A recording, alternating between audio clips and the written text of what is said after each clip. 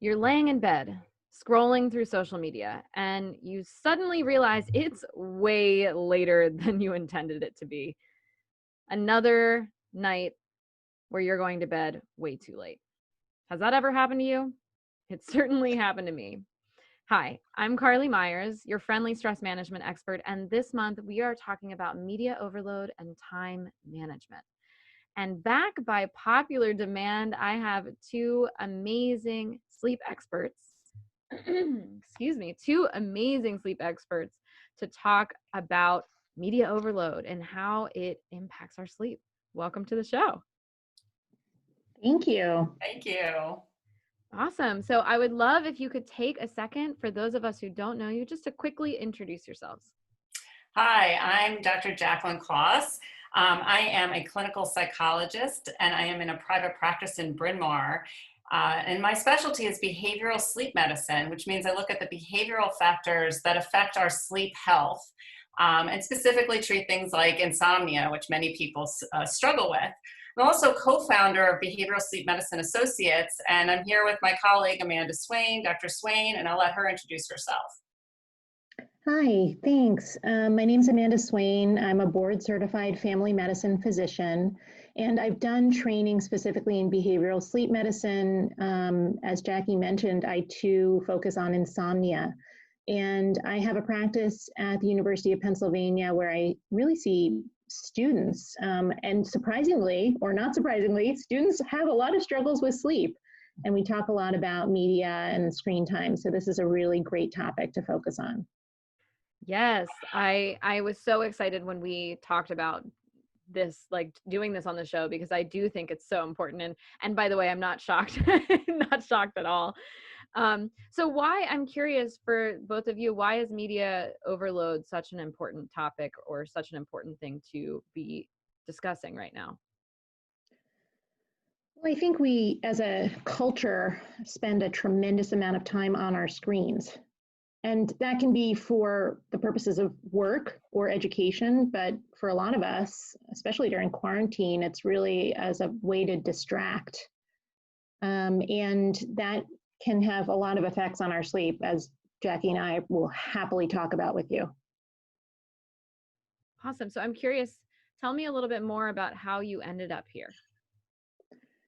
So our mission statement, which we of course spent many, many hours crafting, reads, empowering people to live their best lives through healthy sleep practices. And Jackie and I came to this idea through both personal and professional experiences. We're both doctors, but we're both mothers, which means we know what it means to have disrupted sleep, to struggle to manage daytime sleepiness, and to be truly sleep deprived. And because of our professional backgrounds, as Jackie mentioned, she has a PhD and is a licensed clinical psychologist, and myself in the field of family medicine, we've seen the effects of poor sleep on patients for many years. Early in both of our careers and relative practices, we came to realize that sleep is pivotal to both physical and mental well-being. It's no surprise that insufficient sleep puts people at risk for a multitude of diseases and mental health struggles. And sleep is really a struggle for many of us at various times throughout our lives. But we know that poor sleep is a modifiable risk factor for all of these issues. And one modifiable risk factor is the time we spend on screens. So what we want to bring to you today is our understanding and some tips about how media overload can affect sleep. And one of the most important things I think we realize is that media overload can serve as a psychological stimulant. So as you know, the stimulation from media is visual, it's emotional, it's even physical, depending on what you're watching. And think about lying in bed with all of this going on. It's not exactly compatible with sleeping. It's not hard to see how stimulating this can be and how this directly interferes with your body's ability to slow down and disconnect, both literally and figuratively, at bedtime. But we also want you to think about powering down right before or while in bed. It's not only an issue about that. Keeping your screens or your phone on during the night also means that at some level you're very aware that someone can reach out to you at any time, even during much needed sleep. You know, we've all gotten push notifications, emergency alerts. fear of missing out. Has she ghosted me, or has he texted me back yet? You get the idea. So when keeping the social media turned on, even at night, keeps us on guard, and that can disrupt our ability to sleep well. There's also a really interesting aspect of the light from our screens and its effect on melatonin. Most people have heard of this hormone called melatonin. It's also called the hormone of darkness. Its levels rise as we approach bedtime, and it acts as a cue for our body that sleep is on the horizon. Unfortunately, we can alter our melatonin levels artificially by exposure to bright light. 2 hours of exposure to a bright tablet screen at night have been shown to reduce melatonin levels by about 22%, which can actually trick your brain into thinking it's morning. So when we lie in bed with our screens in our faces, we're working directly against our biological need for sleep and our natural sleep rhythm, also called our circadian rhythm. Right. And so, Amanda, playing off with what you said, I mean, I think we have to think about these things both in terms of the media being a psychological stimulant and the effects of melatonin, the effects of screen time on melatonin.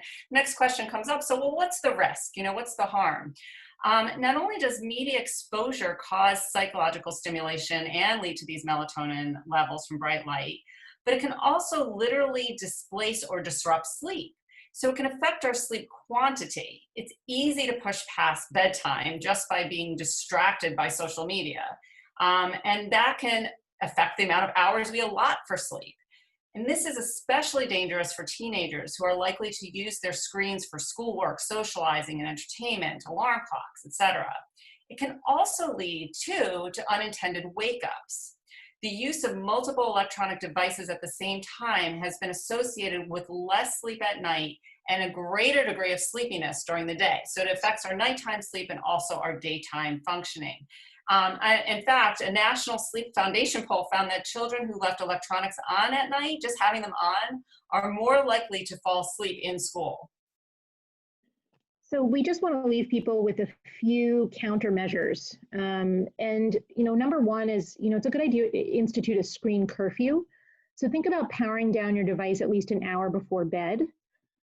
2, try to make your bedroom a media-free zone. If both adults and kids can keep screens out of the bedroom, sleep is much more likely to be of an improved quantity and quality. And that might mean using an old-fashioned alarm clock.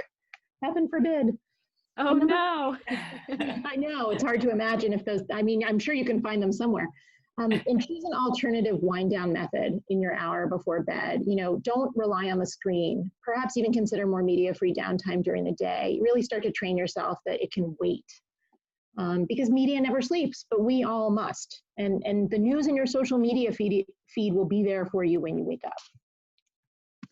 Oh my goodness. This has been such a powerful episode, so jam-packed with incredible information.